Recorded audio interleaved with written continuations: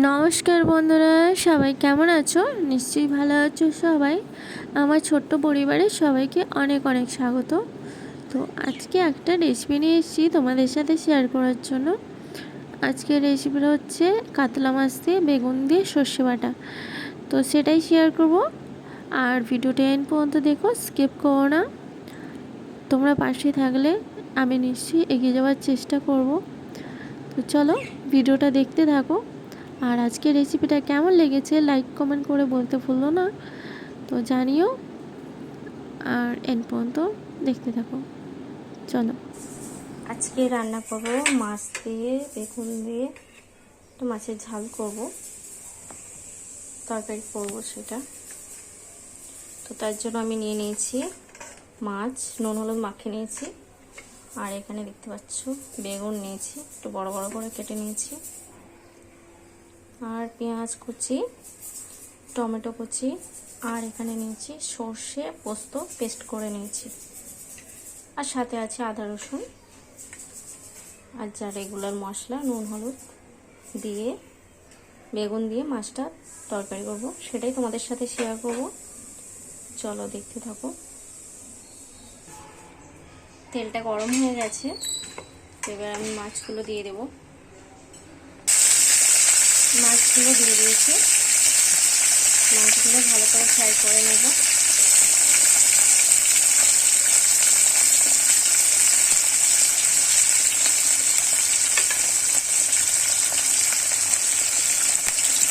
মাছগুলো ভালো করে ভাজা ভাজা করে নেব,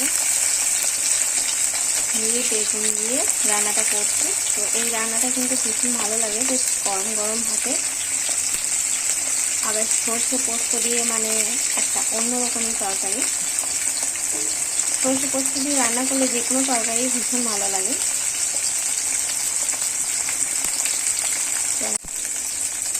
মাছগুলো এবার উল্টে দেবো, এক পিঠটা হয়ে গেছে।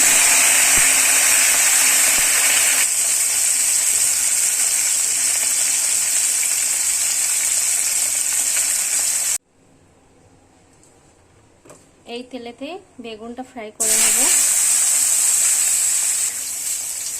একটু হালকা করে নুন দিয়ে দেবো।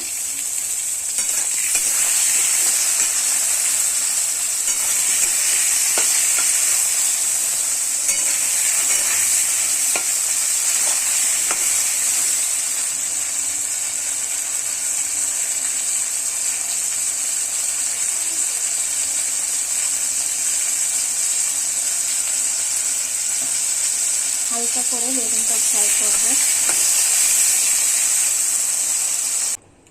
এবার কড়াইতে তেল দিয়ে দিয়েছি, আর এবার দেব কালো জিরে,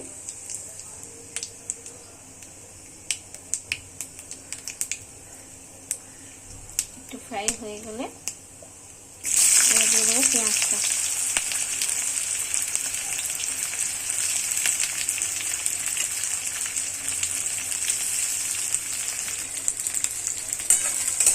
ভালো করে পেঁয়াজটা ভেজে নেব।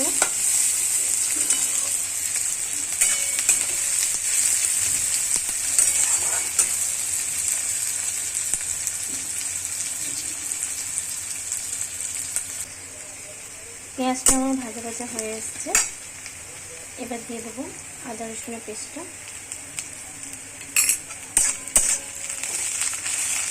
ভালো করে বাটতে হবে, নাহলে আদা রসুনের পেস্টটা বন্ধ করতে যাবে। সাথে টমেটোটা দিয়ে দেবো।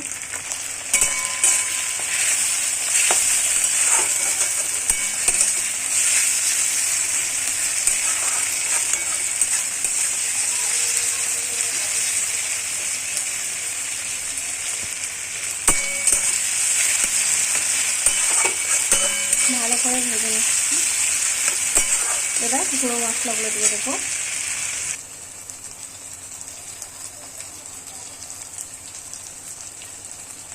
হলুদ গুঁড়োটা দিয়ে দিচ্ছি, আর লঙ্কা গুঁড়ো তোমাদের মতো ঝালটা দেবে পরিমাণ মতো, তোমরা যতটা ঝাল পছন্দ করো। আমি অল্প করে দিলাম, যেহেতু আমাদের বাড়িতে ঝালটা একটু কমই খায়। এখানে একটু কাঁচা লঙ্কাও অ্যাড করতে পারো। তোমরা যদি বেশি ঝাল খাও তাহলে কাঁচা লঙ্কাটা অ্যাড করবে। তো এখানে মশলাটা অনেকক্ষণ ধরে ভালো করে কষিয়ে নিতে হবে, নাহলে কাঁচা গন্ধটা রয়ে যাবে। মশলাটা আমার কষা হয়ে গেছে, কষানো হয়ে গেছে। এবার বেগুনগুলো দিয়ে দেবো। বেগুনগুলো ফ্রাই করে রেখেছিলাম, তো ওটা দিয়ে দিলাম, দিয়ে ভালো করে কষাবো অনেকক্ষণ ধরে।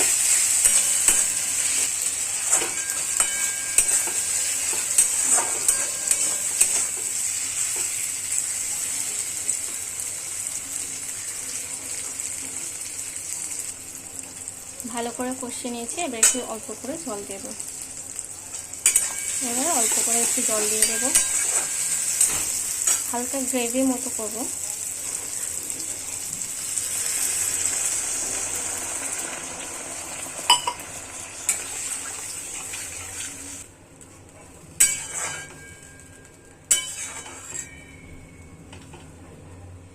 ফুটতে দেব, এরপরে মাছগুলো দেব। একটু ফুটে গেলে মাছগুলো দিয়ে দেব। যেহেতু আমার বেগুনটা ফ্রাই করা ছিল, তো বেশিক্ষণ লাগবে না, একটু ফুটলেই মাছগুলো দিয়ে দেব। ঝোলটা ফুটে গেলে এখানে মাছগুলো দিয়ে দেব।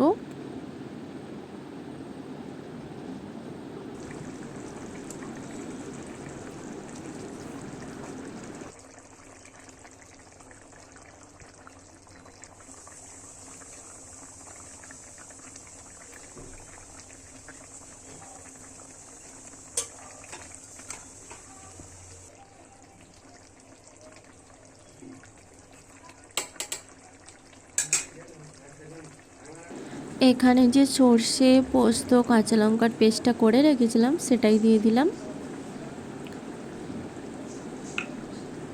আজকে আমি প্রথমে দিলাম না, লাস্টে দিলাম।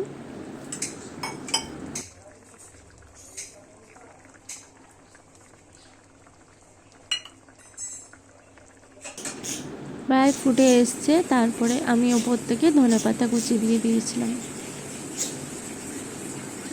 দিয়ে ভালো করে মিক্স করে নেব। ওপর থেকে একটু সর্ষে তেল দিয়ে দিলাম, তো এতে টেস্টটা ভীষণ ভালো লাগে। আর তোমাদের কেমন লেগেছে রেসিপিটা? যদি ভালো লেগে থাকে লাইক কমেন্ট করে জানিও। চলো আজকের ভিডিওটা আমি এখানেই শেষ করছি, দেখা হবে নেক্সট কোনো ভিডিওর সাথে।